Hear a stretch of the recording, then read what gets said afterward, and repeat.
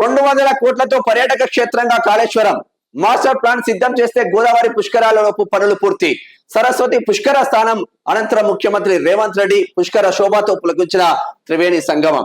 దక్షిణ కాశీగా గొప్ప చరిత్ర కలిగిన కాళేశ్వరానికి 200 కోట్లు కేటాయించి ప్రముఖ పర్యాటక క్షేత్రంగా మారుస్తామని ముఖ్యమంత్రి రేవంత్ రెడ్డి అన్నారు. దేవాదాయ శాఖ మంత్రి సురేఖ, శాఖ ముఖ్య కార్యదర్శి శైలజ రామయ్యర్ దేవాలయాల అభివృద్ధికి మాస్టర్ ప్లాన్ సిద్ధం చేస్తే 2027లో జరిగే గోదావరి పుష్కరాలలోపు పనులన్నీ పూర్తి చేస్తామని, పనులకు గ్రీన్ ఛానల్లో నిధులిస్తామని తెలిపారు.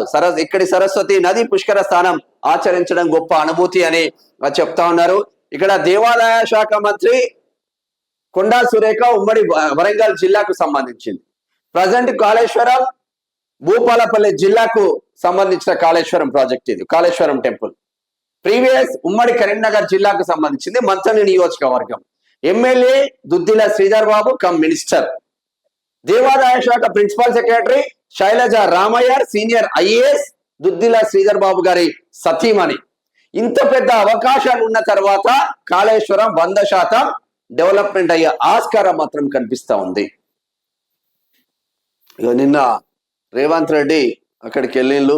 రేవంత్ రెడ్డి, శ్రీధర్ బాబు, ఆది శ్రీనివాస్, పొన్నం ప్రభాకర్ అన్న, మినిస్టర్లు ఇక్కడ పొంగులేటి శ్రీనివాస్ రెడ్డి తదితరులు అందరు నిన్న పుణ్యస్థానాలు ఆచరించిండ్రు.